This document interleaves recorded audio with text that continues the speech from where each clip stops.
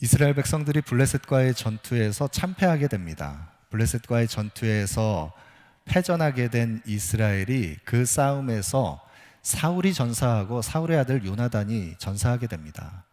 다윗은 그것을 애도하면서 활의 노래를 통해서 사랑하는 요나단을 또 사울 왕을 슬퍼하면서 하나님 앞에 온 백성들과 함께 애도하는 시간을 갖습니다. 그리고 다윗에게 하나님께서 기름 부으셔서 세우신 이스라엘의 왕으로서의 새로운 왕권, 다윗 왕권이 새로운 페이지로 열리게 됩니다.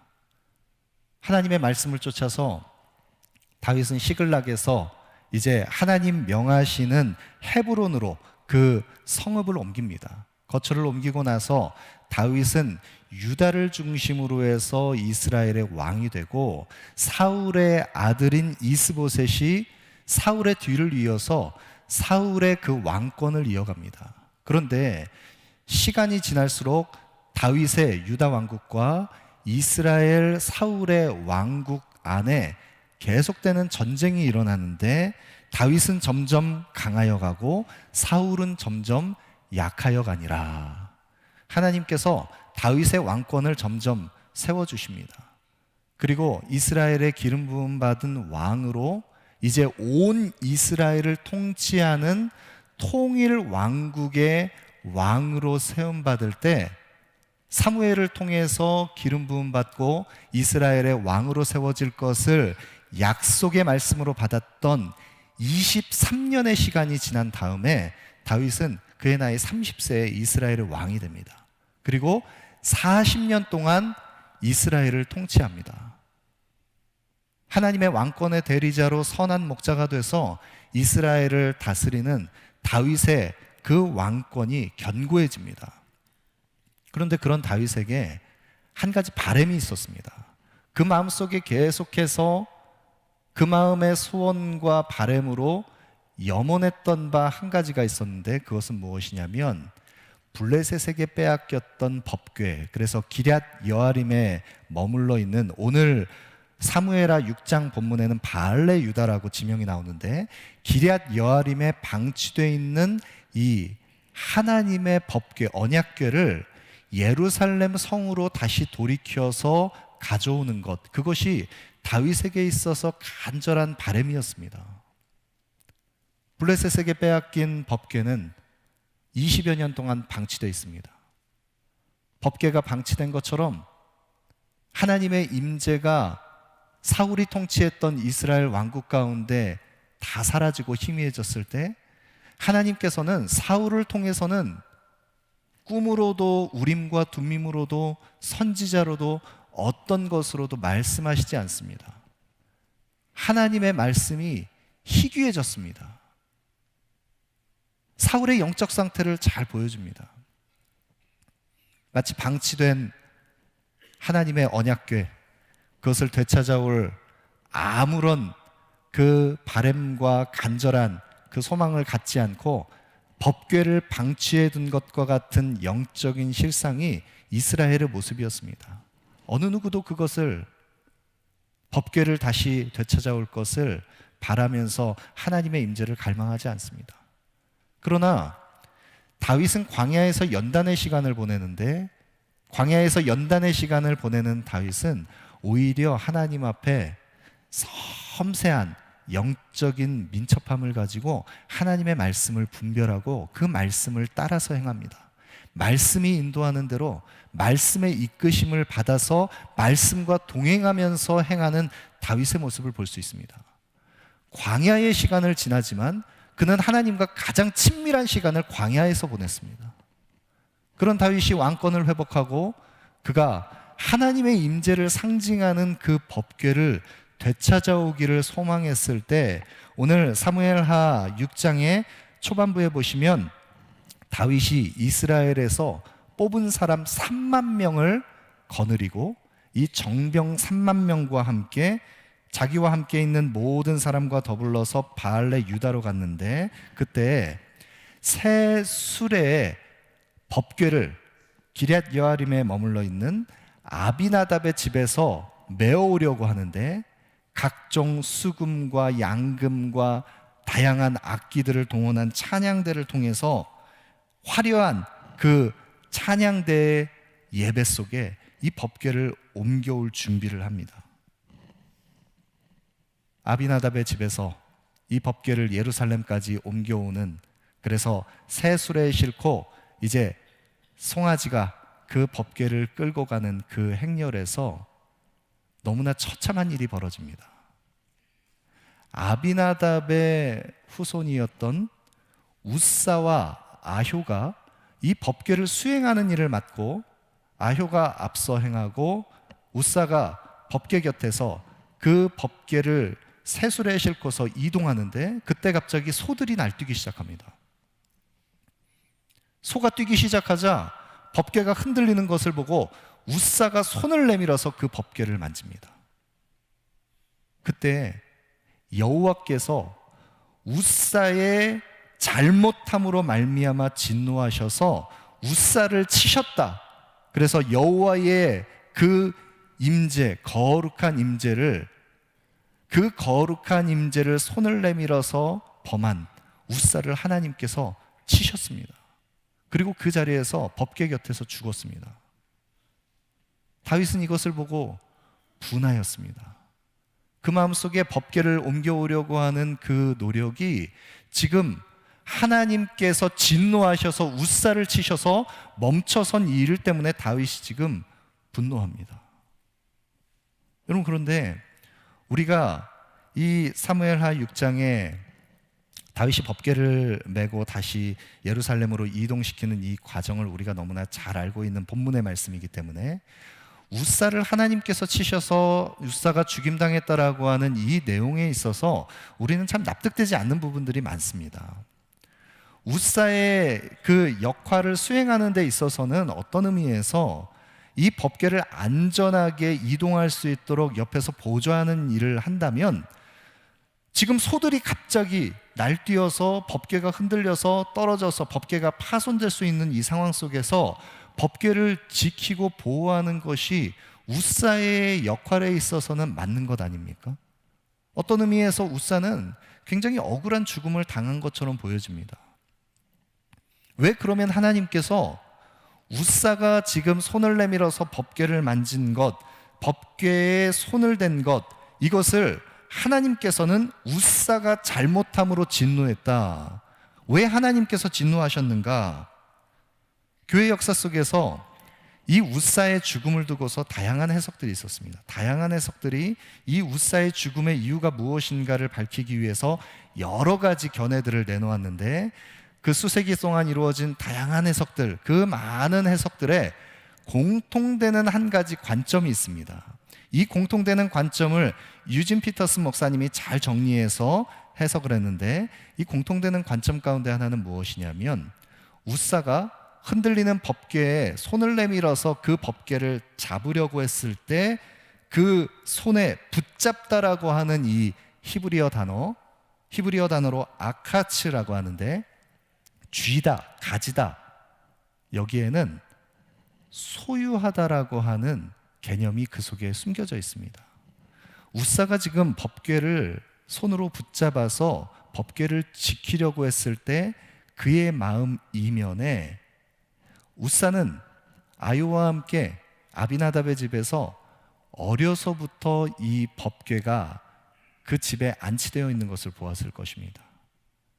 그 법궤를 어려서부터 지켜보면서 자신의 집에 속해 있던 이 법궤가 옮겨가는데, 이 하나님의 임재를 상징하는 이 법궤를, 지금 흔들리는 법궤를 내가 손을 내밀어서 그것을 붙잡으면 지킬 수 있다라고 하는 내면의 동기 속에 그 법궤마저도 내가 지킬 수 있다라고 하는 소유의 개념이 그 동기 속에 숨겨져 있다는 것입니다. 여러분, 이것은 무엇을 의미하는 것입니까? 이스라엘 백성들이 하나님의 법궤를 처음 빼앗겼을 때도 마찬가지입니다. 이스라엘 백성들이 하나님의 법궤를 앞세워서 블레셋과의 전투에서 하나님의 임재를 상징하는 이 법궤를 앞세워 행군하기만 하면 하나님께서 우리 편이 되셔서 우리가 블레셋 대적을 이길 수 있을 것이다 확신했습니다. 하나님의 일하심을, 하나님의 임재를 내가 조종하고 내가 그것을 주관할 수 있다고 생각하는 이스라엘의 그 교만함이 하나님께서 그 영광을 거두어 가시고 법궤를 빼앗겼습니다. 법궤만 앞세우면 자신에게 승리가 보장될 것이라고 생각했던 이스라엘에 하나님께서 그 법궤의 영광을 다 거두어 가십니다. 오히려 법궤를 빼앗깁니다. 근데 여러분, 지금 우사가 자신이 손을 내밀어서 그 법궤를 붙잡아서 법궤를 지켜내려고 했던 이 하나님의 하나님 되심, 하나님의 주권마저도 자신의 힘으로 그것을 어찌해 보려고 했던 이 하나님의 그 영광을 가린 이 범법함, 하나님께서 진노하신 이 모습은 또 다른 의미에서 다윗에게 있어서도 동일하게 나타나는 내면의 동기입니다. 여러분, 지금 다윗은 이 하나님의 법궤를 예루살렘으로 옮겨오고 싶어 합니다. 근데 그 법궤를 옮겨오는 과정을 보십시오. 다윗이 지금 법궤를 옮겨오기 위해서 그가 이스라엘 중에서 뽑은 정예 정병 3만 명을 앞세워서 호위하고 그 수많은 사람들과 함께 각종 악기를 연주하면서 지금 수금과 비파와 양금과 나팔과 화려한 연주로 지금 흥을 돋우어내면서 사람들과 함께 열렬히 환호하면서 새 수레에 싣고 법궤를 옮겨오려고 합니다. 여러분, 다윗의 관점에서 이 법궤를 옮겨오는 일을 수행하는 데 있어서 어려서부터 그 법궤를 지켜보고 옆에서 그 법궤를 보아왔던 이 우사와 아요만큼 이 직임을 감당하기에 적합한 사람은 없다고 생각했을 것입니다. 그의 판단입니다. 이들을 통해서 수레에 싣고 법궤를 옮겨오면, 그리고 이 화려한 이 예배단의 이 연주 속에 이 찬양대의 그 노래와 함께 수많은 사람들의 환호 속에 예루살렘에 입성하면 거기에 하나님의 영광이 이스라엘에 가득하게 임해서 자신의 그 왕위가, 하나님께서 허락하신 이 왕권이 더욱 견고하게 세워질 것이라고 하는 은밀한 동기가 그 속에 다윗의 마음속에 있었는지 모릅니다. 적어도 다윗의 판단에 있어서 다윗의 상식과 다윗의 견해, 다윗이 가지고 있는 그 주관적인 생각으로 법궤를 옮겨오는 일은 이와 같이 행하는 것이 가장 적법한 것이다라고 그는 생각했습니다. 여기에 율법의 기준을 따라서 행하는 일은 없습니다. 여러분, 법궤는 어떻게 옮겨와야 합니까? 법궤는 제사장이, 그 제사장 중에서 고앗 자손들이 그 법궤의 양 귀퉁이에 고리를 메어서 제사장이 어깨에 메고 법궤를 이동해야 합니다. 그것이 하나님께서 이 거룩한 법궤를 옮길 때에 그 율례로 정하신 바입니다. 여러분, 그러나 다윗은 그것을 외면했습니다. 그것을 망각했는지 아니면 다윗이 의도적으로 그것을 이 방법이 더 좋다고 생각했는지 모르지만 적어도 하나님께서 명하신 방법으로 지금 법궤를 옮기진 않습니다. 오히려 지금 다윗이 법궤를 옮겨오고 있는 수레에 싣고 오는 이 방식은 블레셋이 이스라엘을 법궤를 빼앗고 나서 그 블레셋 진영의 법궤가 머물게 됐을 때 재앙이 임하고 큰 두려운 하나님의 진노가 블레셋 땅에 임했을 때 그 법궤를 이제 이스라엘 진영으로 옮겨가기 위해서 벳세메스로 향하는 그 법궤의 그 이동, 그것을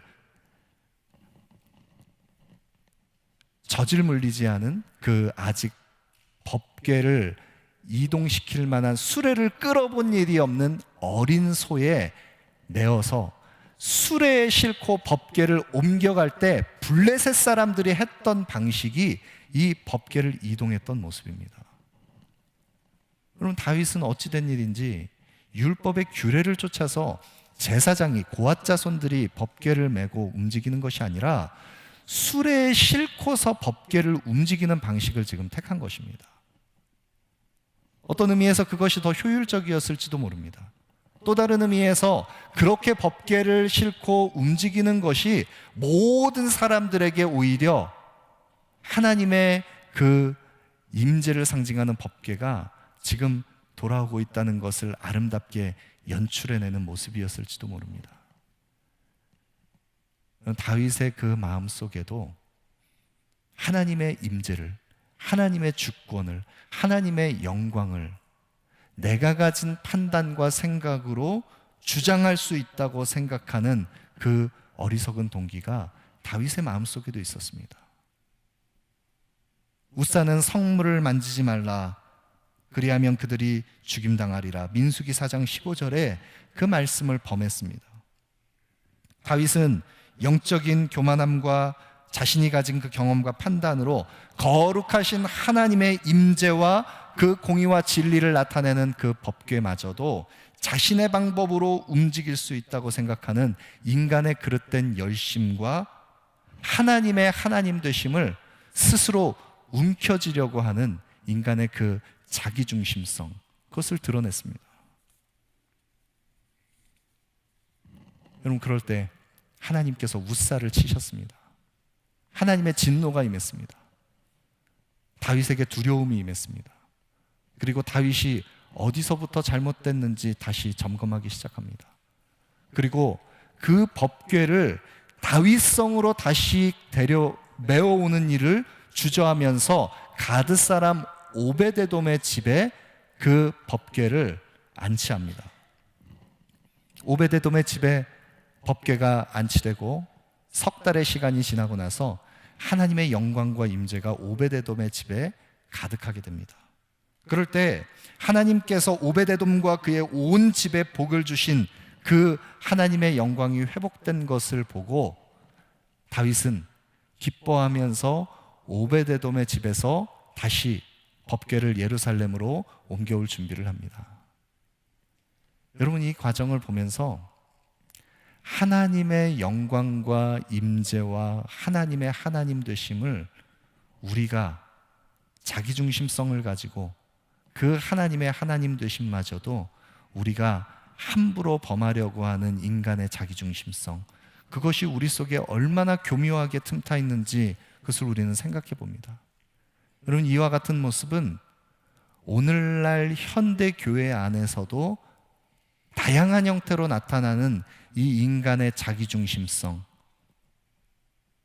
인간의 종교성이 오늘의 교회는, 현대 교회는 하나님의 임재를 연출해내려고 합니다. 교회가 가지고 있는 다양한 자원과 교회의 힘과 그 능력을 가지고 사람들의 마음을 하나님의 임재를 마치 지금 우리 여기 하나님께서 우리와 함께 하시는 것처럼 연출해내는 다양한 현대교회의 시도들이 팬데믹 이후에 오히려 더 그것이 공고해져서 많은 교회들이 하나님의 임재와 하나님의 영광을 갈망하는 예배자로 하나님 앞에 서기보다 오히려 하나님의 하나님 되심을 훼손하는 그런 안타까운 일들이 오늘 우리 교회들 안에 너무나 많이 일어나고 있습니다. 여러분, 20세기 초에 교회의 그 큰 무브먼트, 흐름으로 나타났던 이머징 처치 무브먼트라는 것이 있습니다. 이 이머징 처치 운동은 교회가 교회의 그 성장과 회복을 위해서 여러 가지 시도들을 하는데, 이 새롭게 출현한 교회, 이머징, 정말 그야말로 새롭게 부각된 떠오르는 교회, 그것을 이머징 처치라고 합니다. 이 교회들 가운데 이머징 처치가 추구하는 많은 그 현대교회의 시도 속에 특별히 예배 속에서 예전부터 있었던 그 교회의 그 전통 속에 사라졌던 것을 다시 되살리자라고 하는 시도 속에 카톨릭의 전통이나 동방 정교회의 정통이나 이런 오래된 교회의 옛 전통들을 다시 구현해내자라고 하는 그런 시도 속에 오감을 자극하는 예배를 그 형식으로 만들어야 한다, 이런 시도들이 있었습니다. 그래서 교회 안에 들어올 때부터 향을 피워놓고, 그리고 서방교회와 동방교회가 로마 중심으로 한 서방교회, 그리고 콘스탄티노플을 중심으로 한 동방정교회가 나뉘어졌을 때 이 동방정교회는 주로 말씀에서 좀 멀어진, 그래서 교회의 그 전통, 지켜온 전통들을 더 숭상했던 그런 교회인데, 그래서 이 동방정교회는 이콘이라고 하는, 우리가 흔히 아이콘이라고 하는 이 성상들, 이미지, 그림, 이런 것들이 많았습니다. 마치 그런 것처럼 오감을 자극하는 그런 여러 가지 형태들을 예배에 도입하면서 예배자들로 하여금 그들이 보고 느끼고 만질 수 있도록 감각할 수 있는 것을 통해서 하나님의 임재를 경험하게 해야 한다라고 하는 시도들이 있었습니다. 여러분, 그러나 이와 같은 현대교회의 모든 시도는 연출된 시도입니다. 하나님의 하나님 되심은 인간이 만들어낼 수 없는 것입니다. 하나님의 영광은 인간이 인위적으로 조작해서 꾸며낼 수 없는 것입니다. 여러분, 우리가 갈망하고 회복하고 기대해야 하는 예배는 하나님의 임재가 우리의 인위적인 노력과 추구 때문에 그 분위기가 조장되는 것이 아니라 가난하고 메마른 우리의 심령 속에, 애통하는 우리의 마음 속에 말씀이신 하나님께서 우리의 마음 심령 속에 임재하시는 하나님의 영광이 우리 속에 회복되는 예배, 우리가 그 예배를 사모하기를 원합니다. 다윗은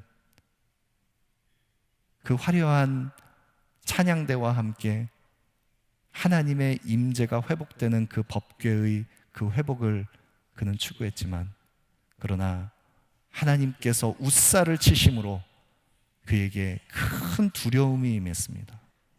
그 두려움이 임했을 때 다윗은 오벳 에돔의 집에 안치해 두었던 그 법궤에 다시 영광이 임하는 것을 보고 이제 법궤를 메고서 예루살렘으로 그 법궤를 이동합니다. 그 법궤를 이동할 때 성경을 보시면 이제 그 화려한 연주는 없습니다. 다만 나팔 소리만 있을 뿐입니다.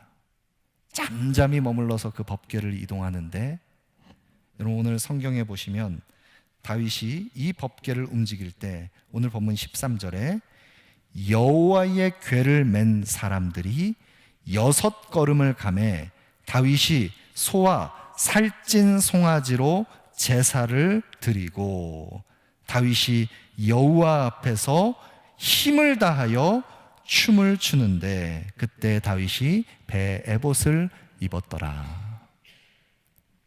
그 법궤를 옮겨오는데 이제는 제사장들이 법궤를 메고 6걸음을 옮기고 살찐 소와 송아지를 잡아서 제사를 드리는데, 여러분 이 본문의 이 구절을 어떤 성경 해석은 6걸음마다라고 해석을 해서 다윗이 법궤를 옮길 때 6걸음을 옮기고 제사드리고 6걸음을 옮기고 제사드리고 그랬다라고 해석하는 그런 적용하는 내용도 있지만 그렇지 않습니다. 이 원문의 의미 그대로 하면 이 6걸음은 6걸음을 마치고 제사를 드린 것입니다. 여러분, 그러면 이 6걸음을 오베데돔의 집에서 예루살렘으로 옮겨올 때 다윗과 함께한 이 예배자들은 법궤를 어떤 마음으로 옮겼겠습니까? 하나님의 영광, 그 거룩한 영광을 훼손하지 않으려고 하나님의 임재와 영광을 간절히 바라면서 그 법궤를 말씀하신 대로 규례대로 메고서 제사장과 함께 한 걸음 한 걸음을 조심스럽게 법궤를 움직이기 시작합니다. 그 마음에는 두려움이 있습니다. 그리고 하나님의 임재를 향한 사랑이 있습니다.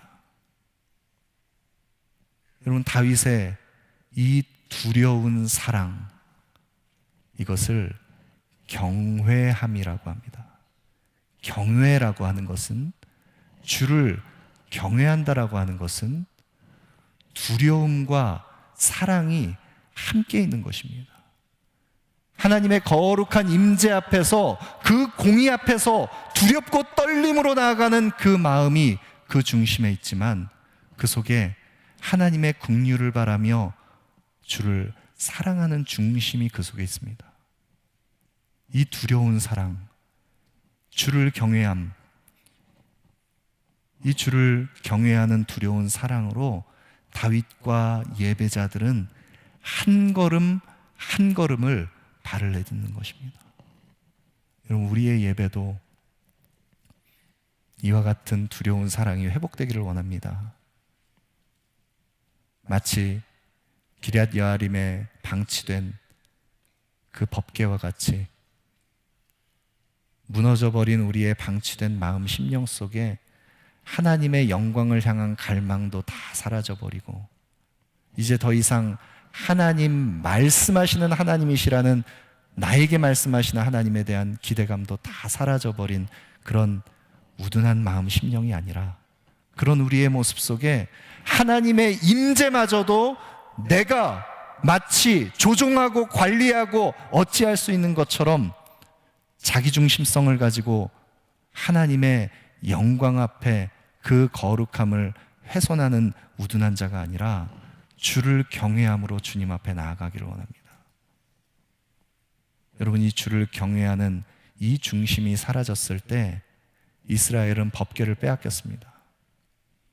법궤를 빼앗기고 엘리의 그 두 아들인 홈니와 비나하스가 다 전장에서 전사하고, 그 소식을 들은 엘리가 목이 고꾸라져서 넘어져서 죽임당하고, 그 소식을 들은 엘리의 며느리가 출산할 때 죽어가면서 이가봇, 하나님의 영광이 떠났다. 그런 우둔한 이스라엘의 모습이 아니라 하나님의 영광이 우리의 심령 속에 다시 회복되는, 주를 경외하는 참된 예배의 중심이 우리 가운데 회복되기를 원합니다. 이제 마지막으로 우리가 함께 살펴볼 것은, 주를 경외함으로 이 예배가 회복되고 이제 하나님께서 정한 규례에 따라서 말씀하신 대로 이제 예루살렘으로 이 법궤가 돌아올 때, 이 법궤가 돌아오는 행렬을 맞이하는 수많은 이스라엘의 그 환호하는 무리들, 그 속에 기쁨이 있습니다. 감사가 넘쳐납니다. 여인들이 이 법궤가 돌아오는 행렬을 보고서 환호하면서 모든 이스라엘 백성들이 함께 기뻐합니다. 그런데 그때 이 법궤가 돌아오는 것을 멀리서 바라보고 있는 한 여인이 있었습니다. 그가 누구입니까? 오늘 본문 16절 말씀 보시죠. 여호와의 궤가 다윗성으로 들어올 때 사울의 딸 미갈이 창으로 내다보다가 다윗 왕이 여호와 앞에서 뛰놀며 춤추는 것을 보고 심중에 그를 업신여기니라. 여러분, 지금 법궤가 돌아오는 이 예배의 현장은 하나님의 임재가 회복된 기쁨의 자리입니다. 참된 회복이 일어나고 있는 축제의 현장입니다. 그 예배의 자리에 마땅히 함께 그 예배하는 대열에 동참해서 함께 하나님의 임재가 회복되는 것을 기뻐해야 하는 예배자에 이 미갈은 포함되지 않습니다. 미갈은 멀리서 창으로 지켜보고 있습니다. 단지 그 법궤가 돌아오는 것을 먼 시선에서 관망하고 있을 뿐입니다. 관람자가 되어 있습니다. 그런 미갈이 창밖으로 바라보면서 지금 이 자신의 마음의 거리가 자신의 지금 이 표현 속에서도 그대로 나타나는 것인데, 창밖으로 내다보면서 그 법궤가 예루살렘으로 돌아오는 하나님의 임재의 회복을 바라보면서 기뻐 춤추는 다윗을 보면서 그는 어떤 마음을 품고 있습니까? 심중에 다윗을 업신 여겼더라. 여러분, 그는 하나님의 영광 안에서 기뻐하는 다윗을 보면서 그를 업신 여겼습니다. 왜입니까? 자기가 가지고 있는 기준에서 생각할 때 그는 어려서부터 학습된 아버지 사울을 보면서 이스라엘의 왕으로 세워진 사울 왕의 그 모습을 통해서 그가 학습된 것처럼 이스라엘의 왕은 절대 권력을 가진 자신의 왕으로서의 그 권위를 지켜내야 하는 왕입니다. 그런데 다윗의 모습은 지금 여호와 앞에서 기뻐 뛰놀고 있습니다. 그가 입은 배 에봇이 다 흘러내려와서 속살이 보이는 것도 부끄러워하지 않고 하나님과 사람 앞에서 기뻐합니다. 그런 다윗의 모습이 이 미갈의 눈에 볼 때는 얼마나 천박하게 보였겠습니까? 여러분, 은혜의 자리에서 은혜 밖에 멀어져 있으면 그 메마른 완고한 마음은 판단자가 되는 것입니다. 예배의 자리에서도 판단자가 되어서 하나님의 영광 앞에 가난하고 갈급한 마음으로 서는 것이 아니라 하나님의 그 일하심을 갈망하면서 그 임재를 추구하는 것이 아니라 완고한 마음으로 창밖에서 심중에 업신여겼던 미갈과 같은 마음으로 우리가 그 완고한 마음을 드러낼 수도 있습니다. 동일한 예배의 현장에 있지만 미갈과 같은 심정으로 우리가 서 있을 수도 있는 것입니다. 여러분, 이것이 얼마나 두려운 일입니까? 팬데믹 이후에 너무나 안타깝게 많은 경우에 예배의 자리가 무너지고 어쩔 수 없는 상황 속에서 온라인 예배를 용인해야 하는 그런 현실 속에 우리가 있지만 우리의 마음 중심이 창밖으로 관망하는 것과 같은 미갈과 같은 모습으로 예배의 자리에 나와 있다면 그 얼마나 안타까운 모습이겠습니까? 하나님의 임재가 회복된 이 기쁨, 그것을 온 백성과 함께 누리기 위해서 다윗은 떡 한 개와 고기 한 조각과 건포도 한 덩어리를 기쁨으로 이스라엘 백성들에게 나누고 선포합니다. 그때 다윗을 맞는 미갈이 이스라엘의 왕이 어떻게 영화로우신지, 방탕한 자가 염치 없이 자기 몸을 드러내는 것처럼 오늘 그 신복의 계집종의 눈앞에서 몸을 드러내셨나이다. 이 미갈의 조롱에 다윗이 대답합니다. 내 아버지와 그의 온 집을 버리시고 하나님께서 나를 택하셔서 이스라엘의 주권자로 삼으신 여호와 하나님, 그 여호와 하나님 앞에서 내가 뛰놀리라. 내가 이보다 더 천하게 낮아져서 비천하게 보일지라도 나는 여호와 앞에서 기뻐하며 뛰놀리라. 여러분, 이것이 다윗의 중심이었습니다. 회복된 그 마음 중심이었습니다. 스스로 비천하게 보일지라도 여호와 하나님 앞에서 힘을 다하여 기뻐 춤추며 예배하는, 하나님 한 분만을 예배하는 참된 예배자, 그것이 다윗의 회복된 예배였습니다. 여러분, 우리의 예배도 이와 같이 회복되기를 원합니다. 그리고 우리를 하나님의 기쁨으로 삼으시기 위하여 우리를 기뻐하시며 우리를 위하여 낮고 천한 자리에 이 땅에 종의 형체를 입고 오셔서 십자가를 지신 주님께서 우리를 대신하여 우리의 모든 죄악을 담당하시고 사망 권세 이기시고 부활하셔서 우리를 하나님의 기쁨으로 회복시키신 이 구원의 즐거움과 기쁨이 우리 모두에게 회복되기를 원합니다. 그 구원의 감격과 즐거움이 우리 가운데 있다면 우리는 여호와 앞에서 힘을 다하여 기뻐하는 예배자로 하나님 앞에 설 수 있을 것입니다.